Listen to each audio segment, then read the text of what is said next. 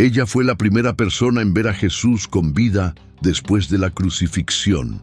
No fue Pedro, no fue Juan, no fue ninguno de los 12 apóstoles. Una mujer llamada María Magdalena se encontraba frente a una tumba vacía, con lágrimas cayendo por su rostro, y se convirtió en la primera testigo del acontecimiento más importante de la historia de la humanidad. Los 4 evangelios coinciden en esto: Mateo, Marcos, Lucas y Juan, escritores que discrepan en docenas de detalles, todos confirman lo mismo. María Magdalena estaba ahí. Ella fue la primera, y después desaparece. El libro de los Hechos, que abarca los siguientes 30 años de la iglesia primitiva, nunca menciona su nombre, ni una sola vez. Las cartas de Pablo, que moldearon la teología cristiana durante 2000 años, no hacen referencia a ella. Ella entregó el mensaje más importante jamás pronunciado: ha resucitado. Y después, el registro oficial queda en completo silencio. Piensa en eso un momento: la persona que anunció la resurrección, el evento sobre el cual se construyó toda la fe cristiana, simplemente se desvanece de la historia. ¿A dónde fue? ¿Qué le pasó? ¿Siguió predicando? ¿Huyó? ¿Murió en el olvido? ¿O construyó algo tan poderoso que tuvieron que borrarlo? Estas no son preguntas casuales, porque cuando empiezas a tirar de este hilo, lo que se desenreda es uno de los misterios más fascinantes e inquietantes de toda la historia del cristianismo. Y comienza con una mentira que duró 1400 años. Antes de entender qué le pasó a María después de la resurrección, necesitamos entender quién era realmente antes de eso, porque casi todo lo que te han contado sobre esta mujer es falso. Pregúntale a la mayoría de la gente quién fue María Magdalena y te dirán que era una prostituta, una mujer caída, una pecadora que fue salvada por Jesús y pasó el resto de su vida arrepintiéndose. Esa imagen ha sido pintada en las paredes de catedrales, tallada en estatuas y repetida en sermones durante siglos. Pero hay algo importante. Abre tu Biblia ahora mismo. Busca cualquier versículo que llame a María Magdalena prostituta. No vas a encontrar ninguno, porque no existe, ni en Mateo, ni en Marcos, ni en Lucas, ni en Juan. En ningún lugar del Nuevo Testamento se identifica a María Magdalena como una trabajadora sexual, una adúltera o siquiera una persona particularmente pecadora. Esa conexión fue inventada en el año 591 por el Papa Gregorio I, quien se paró frente a su congregación en Roma y predicó un sermón que reescribiría la identidad de esta mujer durante el siguiente milenio y medio. ¿Qué hizo Gregorio? Tomó a 3 mujeres completamente diferentes mencionadas en los evangelios y las fusionó en un solo personaje. La primera era una mujer sin nombre en el capítulo 7 de Lucas que ungió los pies de Jesús con perfume. El texto la llama una pecadora, pero nunca le da un nombre. La segunda era María de Betania, la hermana de Lázaro y Marta.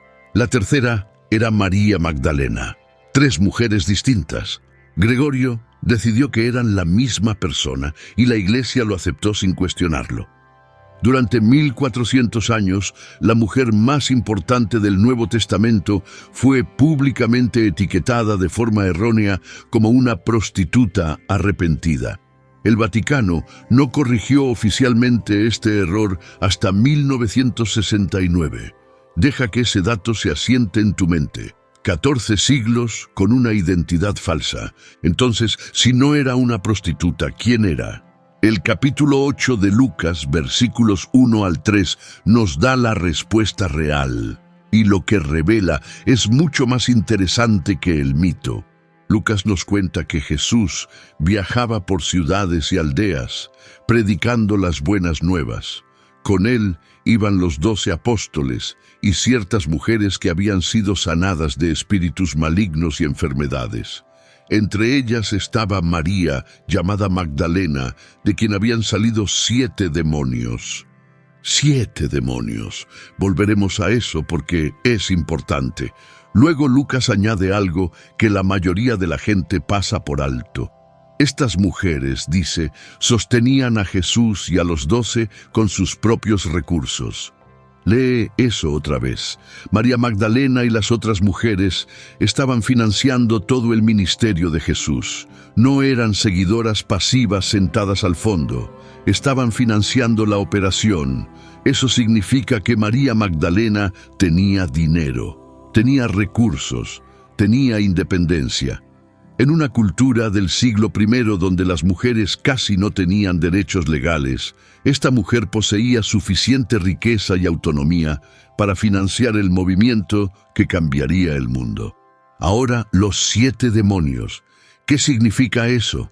En el mundo antiguo, la posesión demoníaca era el marco que se usaba para describir una aflicción espiritual severa y a menudo también física. El 7, en la numerología judía, representa la totalidad. Es el número de la creación, el número de la plenitud divina. 7 demonios no significaba simplemente que tenía algunos problemas. Significaba que estaba completamente dominada, totalmente consumida. Lo que sea que haya sufrido, ya lo interpretes como opresión espiritual, enfermedad mental o padecimiento físico, era devastador y absoluto. No sabemos cuánto tiempo vivió así, meses, años, quizás décadas. No sabemos si tenía familia que intentó ayudarla o si se rindieron. No sabemos si la gente de Magdala la evitaba en las calles o la encerraba.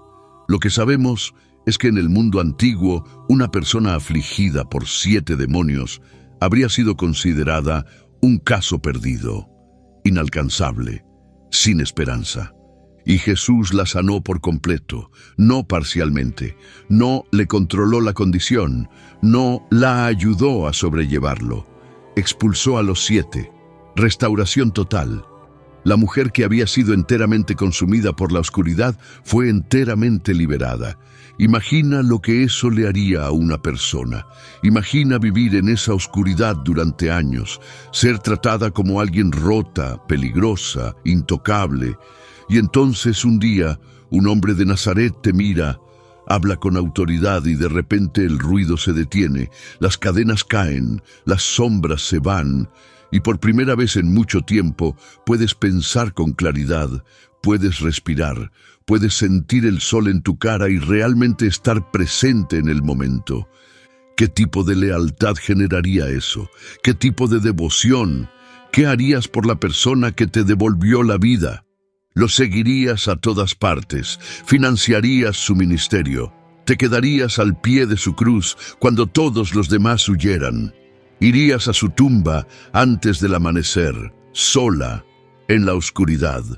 Esa es la María Magdalena que siguió a Jesús. No una mujer definida por el pecado sexual, una mujer definida por una transformación radical y una gratitud inquebrantable. Y esa diferencia importa para todo lo que viene después.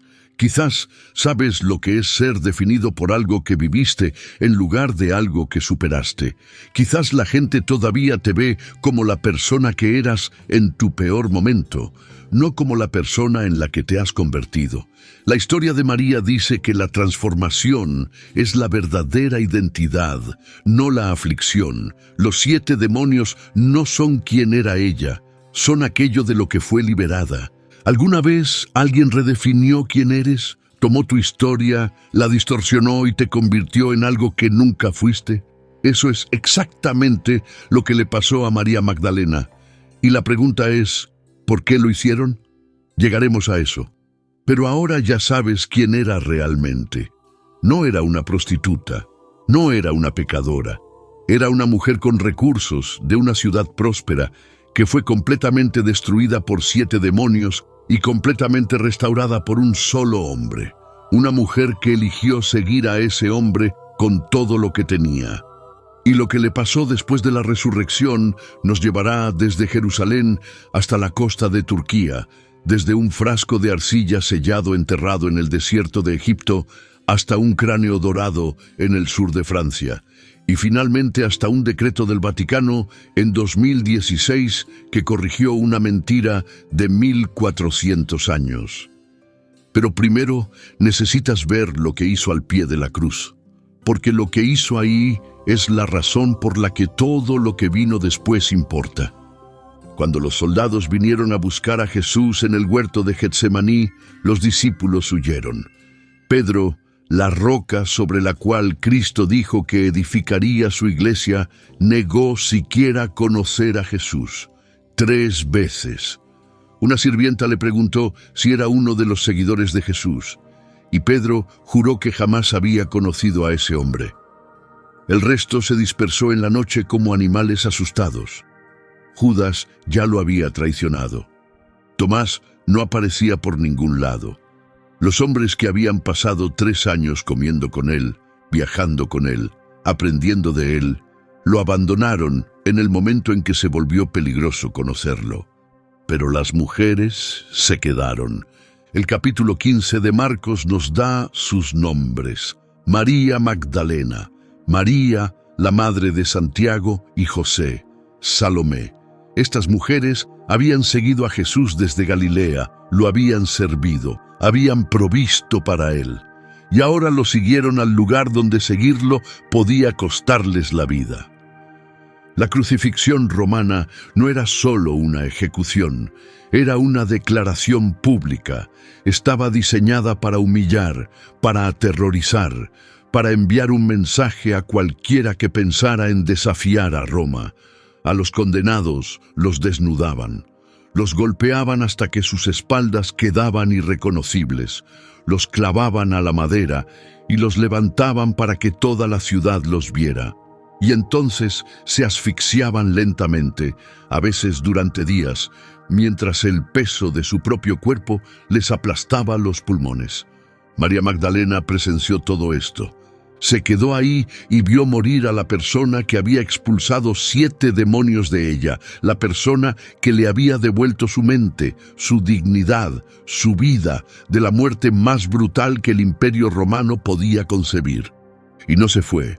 Mateo 27 nos dice que observaba desde cierta distancia, pero Juan 19 la sitúa de pie justo al pie de la cruz, lo bastante cerca para escuchar sus últimas palabras. Lo bastante cerca para ver la sangre, lo bastante cerca para sentir la tierra temblar cuando él clamó. Cada persona procesa el trauma de manera diferente, pero quedarte al pie de una cruz y ver morir a alguien a quien amas no es algo de lo que te recuperas rápido, si acaso te recuperas.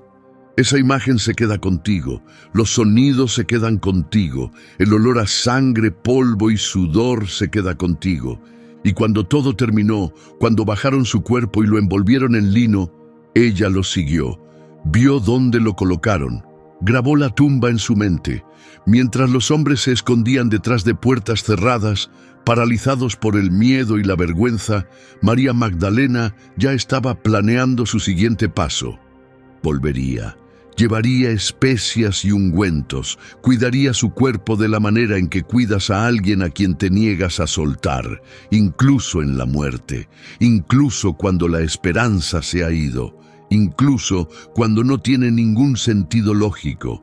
Eso es amor más allá de la razón. Eso es fidelidad más allá del entendimiento.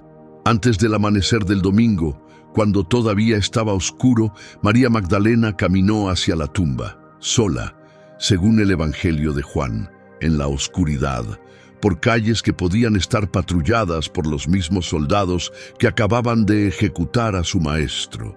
En una ciudad hostil hacia cualquiera asociado con Jesús de Nazaret. Piensa en el valor que eso requirió.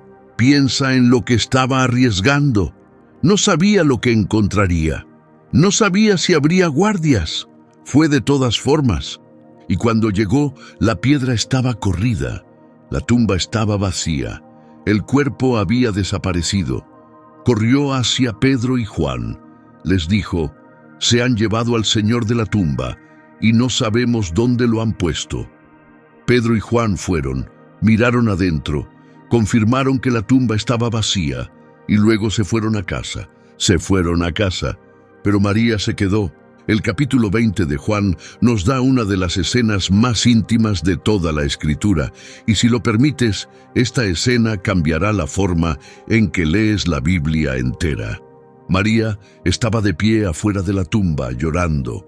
Se inclinó para mirar adentro y vio a 2 ángeles vestidos de blanco, sentados donde había estado el cuerpo de Jesús, uno a la cabecera, otro a los pies. Le preguntaron: «Mujer, ¿por qué lloras?». Ella respondió: «Se han llevado a mi Señor y no sé dónde lo han puesto». Entonces se dio la vuelta y había un hombre de pie detrás de ella. Pensó que era el jardinero. Él le hizo la misma pregunta: «Mujer, ¿por qué lloras? ¿A quién buscas?». Y entre lágrimas, ella dijo: «Señor, si tú te lo has llevado, dime dónde lo has puesto, y yo iré a buscarlo». Estaba dispuesta a cargar un cuerpo sin vida ella sola. Así de grande era su amor por él. Y entonces él dijo una sola palabra: «María». Solo su nombre, con su voz, la voz que ella conocía, la voz que había expulsado 7 demonios de ella, la voz que le había devuelto la vida. Y lo reconoció. «Raboni», dijo ella, «maestro». En ese instante, de pie en un jardín al amanecer, María Magdalena se convirtió en el primer ser humano de la historia en presenciar al Cristo resucitado. No fue Pedro, no fue Juan, no fue ninguno de los apóstoles que después escribirían cartas, fundarían iglesias y moldearían civilizaciones. Una mujer, esta mujer. Y entonces Jesús le dio una orden, no una sugerencia, un encargo: «Ve a mis hermanos y diles».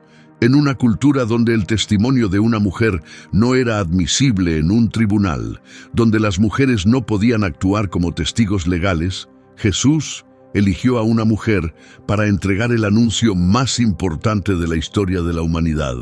Los primeros padres de la Iglesia reconocieron el peso de esto. Le dieron un título que debería haber resonado a lo largo de los siglos: Apostola Apostolorum, apóstol de los apóstoles. La enviada a entregar la noticia a quienes serían enviados a entregar la noticia al mundo. Ella no fue una ocurrencia tardía, ella fue el comienzo. ¿Alguna vez fuiste fiel a algo cuando todos los demás se marcharon? ¿Alguna vez te quedaste cuando te costaba todo, cuando lo racional era irse? María se quedó al pie de la cruz. María fue a la tumba. María fue la primera en ver. La fidelidad, no el estatus, determinó quién recibió la revelación primero. Pero si María era así de importante, así de central, así de fundamental, entonces lo que pasó después no tiene ningún sentido, a menos que alguien lo quisiera así. Abre el libro de los Hechos, léelo de principio a fin. Busca en cada capítulo, cada versículo, cada nota al pie. María Magdalena no aparece, ni una sola vez. Hechos abarca aproximadamente 30 años de la historia de la iglesia primitiva. Nos cuenta sobre los sermones de Pedro, los viajes de Pablo, el concilio de Jerusalén, la expansión del evangelio por todo el imperio romano. Menciona a docenas de hombres y mujeres por nombre: Bernabé, Silas, Timoteo, Priscila, Áquila, Lidia, Tabita. Registra milagros, naufragios, fugas de prisión, debates y conversiones. Pero, ¿la mujer que primero anunció la resurrección? Silencio. Ahora abre las cartas de Pablo: Romanos, Corintios, Gálatas, Efesios, Filipenses. Pablo escribió extensamente sobre la resurrección. En 1 Corintios 15 da una lista detallada de todos los que vieron al Cristo resucitado. Menciona a Pedro, menciona a Santiago, menciona a 500 personas a la vez. Incluso se menciona a sí mismo, llamándose uno nacido fuera de tiempo. No menciona a María Magdalena, deja que eso penetre un momento. La primera testigo de la resurrección está ausente del relato escrito más antiguo de la resurrección. Las cartas de Pablo fueron escritas antes que los evangelios. Son los documentos cristianos más antiguos que tenemos, y en su lista definitiva de testigos de la resurrección, la única persona que los 4 evangelios coinciden en que estuvo primero no aparece. ¿Cómo es eso posible? Realmente solo hay 2 explicaciones. O Pablo no sabía del papel de María, lo cual parece improbable dada la tradición de los evangelios, o decidió no incluirla. Y si decidió no incluirla, la pregunta es ¿por qué? Hay académicos que creen que esto no fue accidental. Y la evidencia de esa creencia proviene de textos que estuvieron enterrados en el desierto de Egipto durante casi 2000 años. Pero antes de llegar a esos textos, necesitamos entender el panorama político de la iglesia primitiva, porque lo que estaba sucediendo detrás de escena lo explica todo. Las décadas posteriores a la resurrección no fueron pacíficas, fueron caóticas, conflictivas y a veces violentas. Los primeros cristianos no eran un movimiento unificado marchando al mismo paso. Eran un conjunto de comunidades en competencia dispersas por el Mediterráneo, cada una con distintos líderes, distintas teologías, distintas liturgias y distintas ideas sobre quién tenía la autoridad para enseñar y dirigir. Jerusalén tenía sus líderes, Antioquía tenía otros diferentes, Alejandría tenía otra tradición distinta, Roma estaba desarrollando la suya propia. Y cada una de estas comunidades reclamaba autoridad a partir de distintos apóstoles, distintas tradiciones y distintas interpretaciones de las enseñanzas de Jesús. Y uno de los conflictos centrales, el que moldearía a la Iglesia durante milenios, era la cuestión de la autoridad de las mujeres. ¿Podían las mujeres enseñar? ¿Podían las mujeres dirigir? ¿Podían las mujeres ocupar puestos de poder espiritual en la comunidad? El propio Pablo muestra ambos lados de esta tensión. En Romanos 16 saluda a una mujer llamada Junia y la llama destacada entre los apóstoles. Eso no es una metáfora. Literalmente llama apóstol a una mujer. Elogia a Priscila como colaboradora en Cristo y cabe destacar que a menudo menciona su nombre antes que el de su esposo Áquila, lo que sugiere que ella tenía mayor prominencia. En Gálatas 3:28 escribe que en Cristo no hay hombre ni mujer, pero en Primera de Timoteo, una carta atribuida a Pablo, aunque muchos académicos dudan que la haya escrito, leemos: «No permito que la mujer enseñe ni que ejerza autoridad sobre el hombre. Debe permanecer en silencio». Esta contradicción nos dice algo importante. La iglesia primitiva estaba peleando por esto, activamente, con pasión, a veces con amargura. Distintas comunidades tenían distintas reglas. Algunas aceptaban a las mujeres como líderes y maestras. Otras exigían su silencio. Y el bando que exigía silencio finalmente ganó. No porque su teología fuera mejor, sino porque obtuvieron el poder institucional. Y María Magdalena estaba en el centro de esta lucha. Lo supiera o no, su legado se convirtió en el campo de batalla donde se libró la guerra por la autoridad de las mujeres en el cristianismo. Lo sabemos, por lo que ocurrió en un pequeño pueblo egipcio en diciembre de 1945. Un campesino llamado Muhammad Ali al-Samán estaba cavando cerca de los acantilados de Nag Hammadi cuando su azada golpeó algo duro. Desenterró una vasija de arcilla sellada de casi 1 metro de alto. Adentro había 13 códices encuadernados en cuero que contenían 52 textos antiguos. Esos textos habían sido enterrados en algún momento del siglo IV, probablemente por monjes de un monasterio cercano a quienes se les ordenó destruir todas las escrituras no canónicas. Alguien eligió esconderlos en su lugar y permanecieron ocultos durante 1600 años. Entre esos textos había algo que cambiaría todo lo que creíamos saber sobre María Magdalena. El Evangelio de María. Esto no es una falsificación medieval.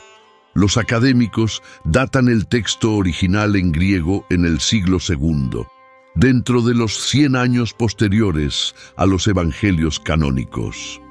Es uno de los escritos cristianos más antiguos jamás descubiertos fuera del Nuevo Testamento. Y lo que describe es extraordinario. En este texto, los discípulos están reunidos después de que Jesús los ha dejado. Tienen miedo, están llenos de incertidumbre, no saben qué hacer. Es María quien se pone de pie. Ella los consuela, los anima y luego comparte enseñanzas privadas que Jesús le dio solo a ella, enseñanzas que los otros discípulos nunca habían escuchado. Describe una visión del viaje del alma, revelaciones espirituales que van más allá de todo lo registrado en los evangelios canónicos. Y entonces Pedro pierde la paciencia. ¿De verdad le habló a una mujer sin que nosotros lo supiéramos?, exige Pedro. ¿Acaso la prefirió a ella por encima de nosotros? María empieza a llorar. Dice: «Hermano Pedro, ¿crees que me inventé esto en mi corazón? ¿Crees que estoy mintiendo sobre el Salvador?».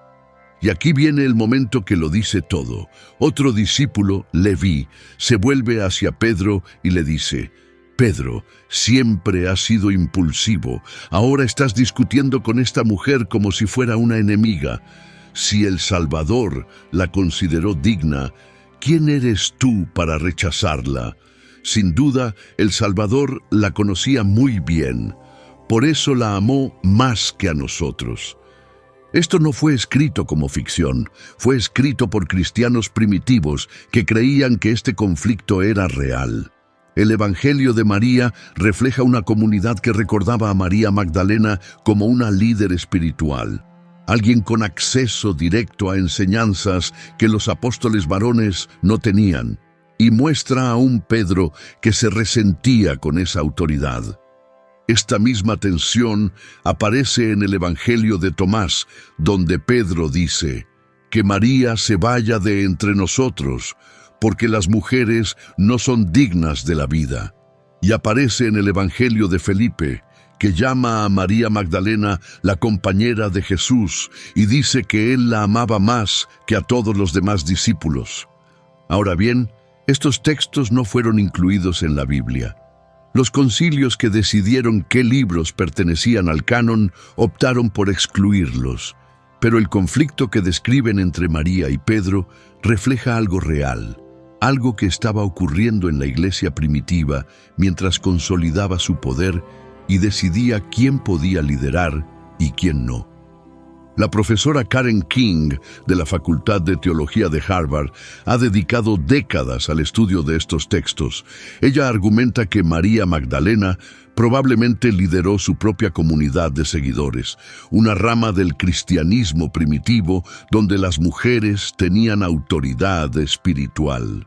A medida que la iglesia institucional se volvió más jerárquica y más dominada por hombres, estas comunidades fueron marginadas. Sus textos fueron suprimidos, sus líderes fueron olvidados, y a la mujer que estaba en el centro de todo esto le dieron una nueva identidad.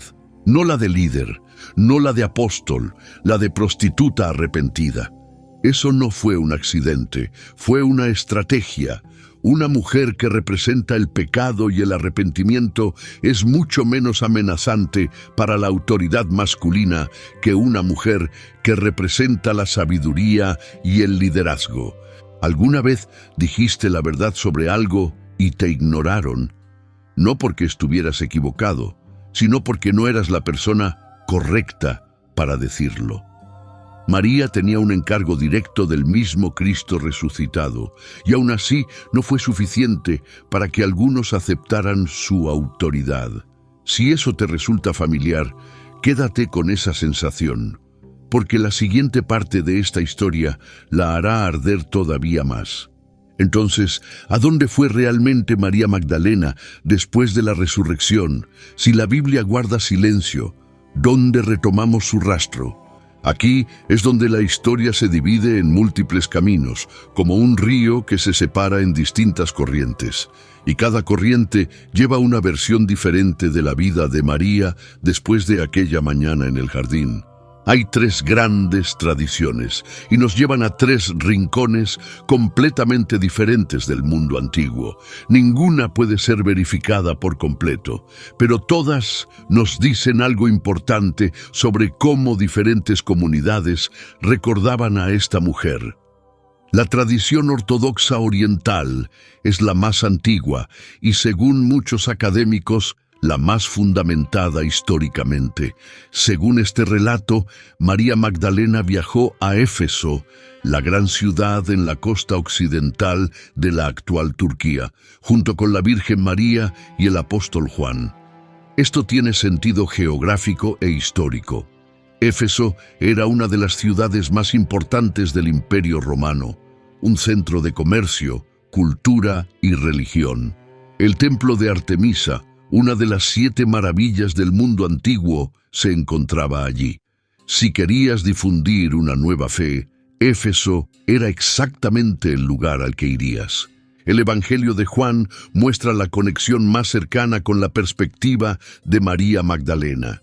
Es él quien registró la escena íntima en la tumba con mayor detalle. Es él quien conservó su nombre, sus lágrimas, su conversación con los ángeles, el momento en que Jesús pronunció su nombre. Si alguien habría viajado con María después de la resurrección, habría sido Juan. Él entendía su importancia. En Éfeso, según esta tradición, María continuó predicando el Evangelio. No se escondía, no estaba en silencio, no estaba al fondo preparando comida mientras los hombres enseñaban. Estaba haciendo exactamente lo que Jesús le había encomendado, contarle a la gente lo que había visto. Algunas versiones de esta tradición dicen que viajó incluso más lejos, que fue a la misma Roma y se presentó ante el emperador Tiberio. La historia cuenta que sostuvo un huevo y declaró: «Cristo ha resucitado». Tiberio se rió. Dijo que eso era tan probable como que ese huevo en su mano se volviera rojo. Y el huevo se volvió rojo. Ahora bien, ya sea que tomes esa historia de forma literal o simbólica, lo que importa es lo que nos dice sobre cómo los cristianos orientales recordaban a María.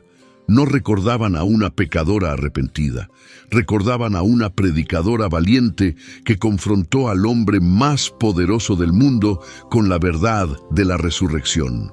Por eso, los huevos rojos de Pascua son una tradición en el cristianismo ortodoxo hasta el día de hoy. Cada huevo rojo es un recuerdo del valor de María Magdalena. La tradición oriental dice que finalmente murió en Éfeso y fue enterrada allí. Sus reliquias fueron trasladadas después a Constantinopla en el año 886, donde fueron colocadas en el monasterio de San Lázaro. Pero la tradición occidental cuenta una historia completamente diferente, y esta se lee como una novela de aventuras. Según la leyenda francesa, María Magdalena, junto con su hermano Lázaro, su hermana Marta y varios otros discípulos, fue puesta en un barco por sus perseguidores. No un barco cualquiera, un barco sin remos, sin velas y sin timón. Los echaron al mar y los dejaron morir. Pero no murieron. El barco navegó a la deriva por todo el mar Mediterráneo y llegó a la costa sur de Francia, a un lugar que hoy se llama Sainte-Marie-de-la-Mer, que literalmente se traduce como Santas Marías del Mar. Puedes visitar este pueblo hoy. Cada año en mayo, miles de peregrinos se reúnen ahí para celebrar la llegada de María y sus compañeros. Según esta tradición, Lázaro se convirtió en el primer obispo de Marsella.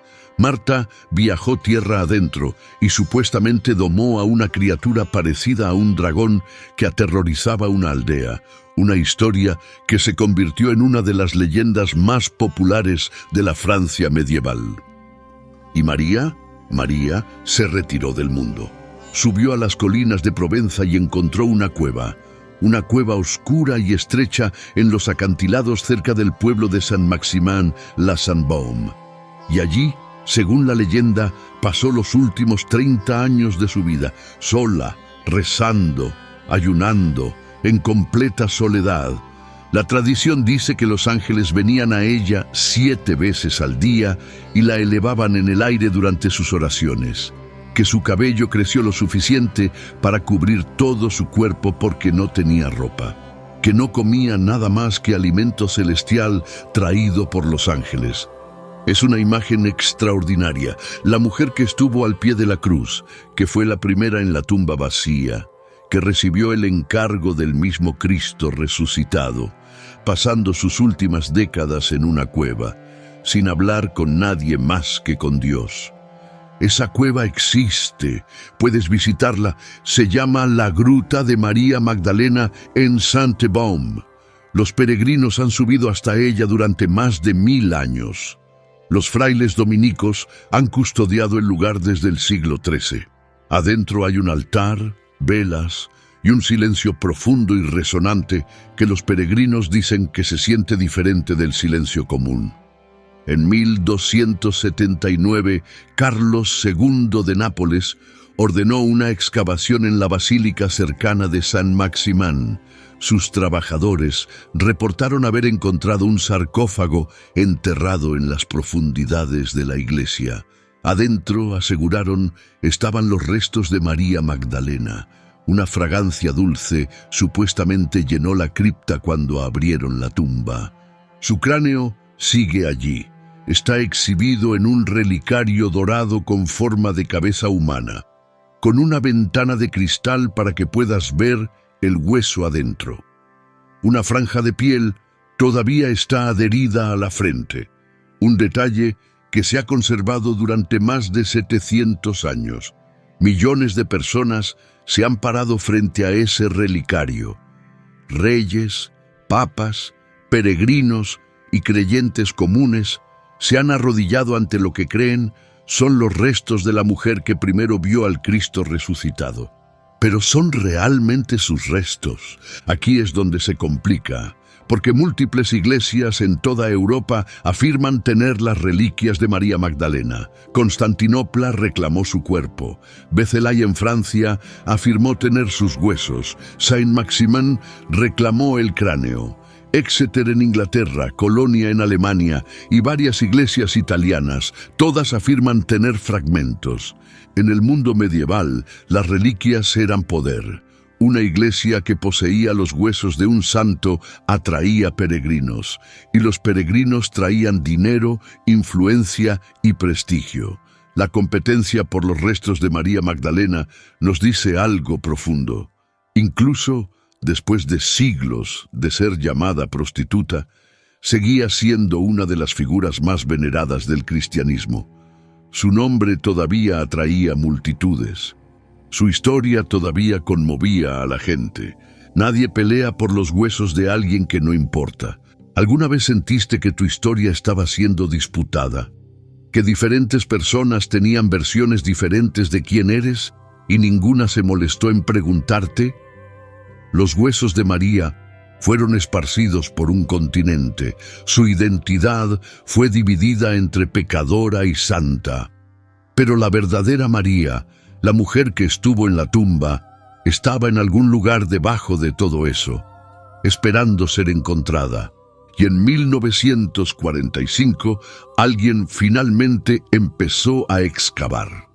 Los textos de Nag Hammadi no solo cambiaron la forma en que los académicos entendían a María Magdalena, revelaron que hubo comunidades enteras de cristianos primitivos que la veían como la apóstol más importante, no la menos importante. El Evangelio de María, como ya comentamos, la muestra consolando a los discípulos, compartiendo enseñanzas privadas y siendo cuestionada por Pedro. Pero hay más en estos textos. El Evangelio de Felipe contiene un pasaje que ha generado debate durante décadas.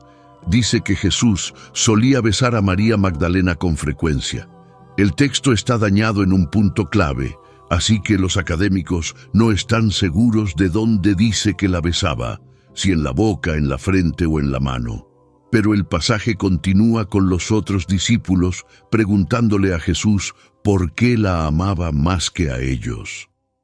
La respuesta de Jesús, según se registra en Felipe, es notable.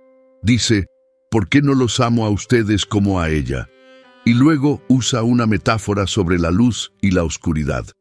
Compara a los discípulos con personas que están en una habitación oscura y a María con alguien que está en la luz. Esto no es un lenguaje romántico, al menos no de la manera en que los lectores modernos suelen interpretarlo. En la teología gnóstica, amor se refería a menudo a cercanía y comprensión espiritual. Lo que Felipe describe no es una relación sentimental, es una jerarquía espiritual, y María está en la cima. La Pistis Sophia, otro texto del mismo período, va aún más lejos. En este texto, María Magdalena hace 46 de las 64 preguntas dirigidas a Jesús. No es una estudiante pasiva, es la interlocutora principal, la que comprende sus enseñanzas con mayor profundidad. En un momento, Jesús le dice, «Eres más bendita que todas las mujeres sobre la tierra, porque serás la plenitud de la plenitud». Ahora, en 2009, algo ocurrió que trajo la historia de los textos antiguos a la realidad física. Los arqueólogos comenzaron a excavar el pueblo de Magdala, el lugar de origen de María Magdalena, en la orilla occidental del mar de Galilea. Lo que encontraron dejó al mundo académico asombrado. Descubrieron una sinagoga del siglo I, una de apenas 7 sinagogas de la época de Jesús encontradas en toda la tierra de Israel. Adentro había un bloque de piedra tallado, ahora conocido como la Piedra de Magdala, decorado con imágenes que incluyen lo que muchos académicos creen es la representación más antigua conocida de la menorá del Segundo Templo. Este no era un pueblo pesquero pobre y aislado. Magdala era una ciudad próspera y adinerada. Tenía una floreciente industria de salazón de pescado que exportaba productos por todo el Imperio Romano. La sinagoga era ornamentada y bien construida. El pueblo tenía baños rituales, mercados y zonas residenciales que muestran señales de prosperidad significativa. Esto cambia por completo nuestra imagen de María. No venía de la nada. Venía de un lugar con importancia económica y cultural. Una mujer con recursos, de un pueblo con recursos, que eligió dejarlo todo atrás y seguir a un predicador itinerante de Nazaret. Las excavaciones siguen en curso. Cada temporada, los arqueólogos descubren más del pueblo que María dejó atrás. Caminan por las mismas calles que ella caminó. Se paran en la misma sinagoga donde ella pudo haber rezado antes de conocer a Jesús. Su mundo está volviendo a la vida. Y también su reputación. En el año 2016, algo sucedió en Roma que habría sido impensable durante la mayor parte de la historia cristiana. El Papa Francisco emitió un decreto que elevó la celebración litúrgica de María Magdalena de memoria a fiesta, colocándola al mismo nivel que los apóstoles varones.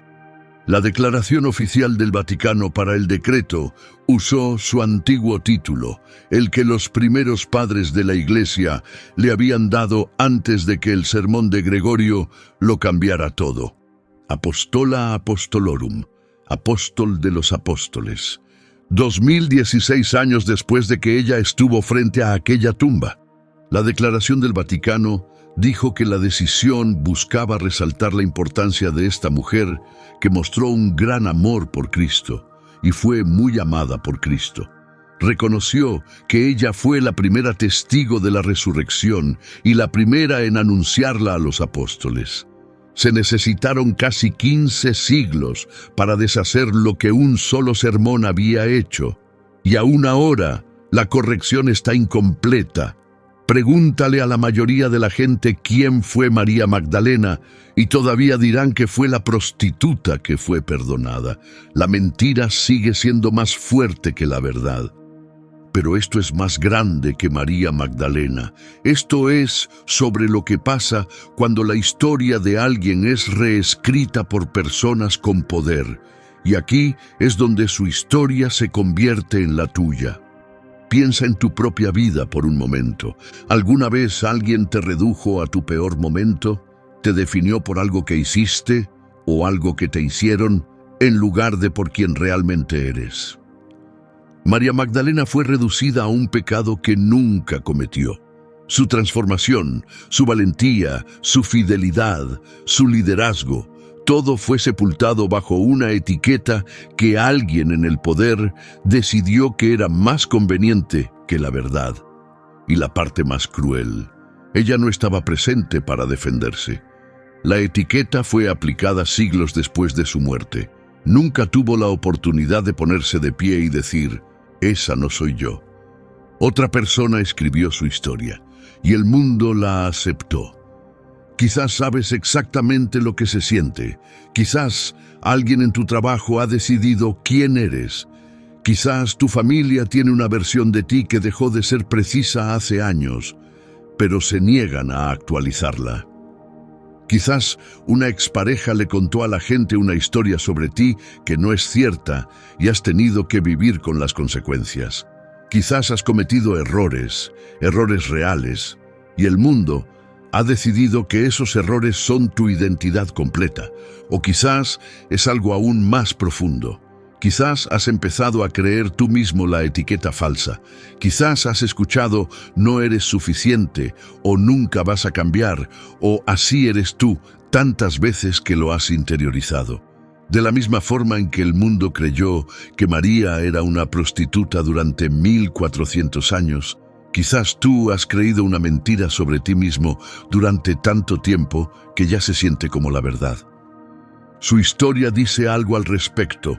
Dice que la verdad no caduca, ni después de 14 años, ni después de 1400 años, ni después del tiempo que lleves cargando una etiqueta que no te pertenece. Dice que las personas que intentan borrarte no escriben el capítulo final. Gregorio reescribió la historia de María en el 591. Se necesitó hasta el 2016 para corregirla. Es mucho tiempo. Un tiempo insoportablemente largo. Pero la corrección llegó. La verdad salió a la superficie.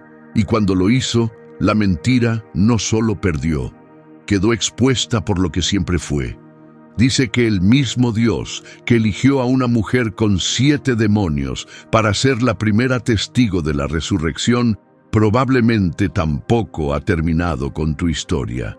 Si eligió a la persona más improbable para el momento más importante de la historia, entonces tu pasado, tus etiquetas, tus errores, tus demonios, nada de eso te descalifica para lo que viene. María Magdalena estaba de pie en un jardín al amanecer, llorando por lo que creía perdido para siempre. La persona que más amaba estaba muerta. El movimiento en el que creía había terminado. El futuro que había imaginado se había desvanecido. Y entonces escuchó su nombre. Solo su nombre, en una voz que reconoció. No fue un sermón, no fue un argumento teológico, no fue una lista de instrucciones, solo María, una palabra que decía: te conozco, te veo, a la verdadera tú, no la etiqueta, no la reputación, no la versión de ti que otros han creado. Tú. Y todo cambió. Si estás parado en tu propio jardín ahora mismo, llorando por algo que crees perdido, quizás el mensaje de la historia de María es que el momento en que crees que todo terminó es exactamente cuando lo más importante está por comenzar. Quizás la hora más oscura de tu vida está a 3 segundos del amanecer. La mujer que fue la primera en la tumba también fue la primera en ser olvidada. La primera en ser mal etiquetada, la primera en ser borrada de la historia que ella ayudó a crear. Pero su nombre sigue aquí, después de 2000 años de silencio, supresión y mentiras. Su nombre sigue aquí. Sobrevivió al Imperio Romano, sobrevivió a los hombres que intentaron borrarlo, sobrevivió a 14 siglos de una mentira dicha desde el púlpito más poderoso del mundo. Y si su historia pudo sobrevivir a todo eso, quizás la tuya también puede. Quizás la etiqueta que cargas ahora no es el final de tu historia. Quizás es la mitad. Quizás la parte donde la verdad sale a la luz todavía no ha pasado, pero pasará, porque si hay algo que la historia de María Magdalena demuestra, es que la verdad no permanece enterrada para siempre, ni en una tumba, ni en la arena del desierto de Nag Hammadi, ni bajo 1400 años de una mentira. Siempre vuelve, y cuando lo hace, lo cambia todo. Hay otra historia en la Biblia que la mayoría de la gente nunca ha escuchado en su versión completa. Involucra a alguien que también fue mal etiquetado, también fue incomprendido y también fue borrado de su propia historia. Ese video está en la pantalla ahora mismo y creo que te va a impactar tanto como este. Si todavía no te has suscrito, ahora es el momento. Cada semana profundizamos en las historias que moldearon el mundo y las contamos de la manera en que merecían ser contadas. Nos vemos en el próximo.